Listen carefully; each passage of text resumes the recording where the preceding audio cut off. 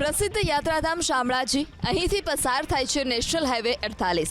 અહીં કેટલીક સમસ્યાઓને લઈ યાત્રાળુઓ અને વેપારીઓને પડી રહી છે પરેશાની, જેને લઈ સાબરકાંઠાના સાંસદ શોભનાબેન બારૈયાએ નેશનલ હાઈવે ઓથોરિટીને પત્ર લખ્યો। નેશનલ હાઈવે ઊંચાણવાળા વિસ્તારમાં હોવાથી મંદિર તરફ જવાના રસ્તા પર બજાર વિસ્તારમાં પાણી ભરાય છે, જેને લઈ વેપારીઓને ભારે હાલાકી પડી રહી છે।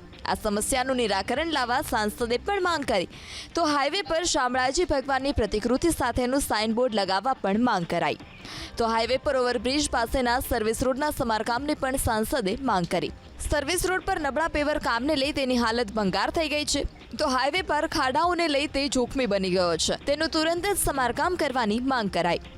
ત્યાં આગળ આજુબાજુના સર્વિસ રોડ ઉપર ખાડા પડી ગયા હતા અને બ્રિજ પર પણ ખાડા પડ્યા હતા। એની રજૂઆતો મારી પાસે વારંવાર આવી હતી, એટલે મેં project director Shri national highway ઓથોરિટીને જાણ કરવા સારું પત્ર લખીને જણાવ્યું હતું કે આ ખાડા સત્વરે પૂરા કરાય અને જનતાને પડતી જે મુશ્કેલી છે એ દૂર થાય, એના માટે મેં લેખિત રજૂઆત કરી દીધી છે અને ટૂંક સમયમાં ખાડા પૂરવાનું કામ શરૂ થઈ જશે।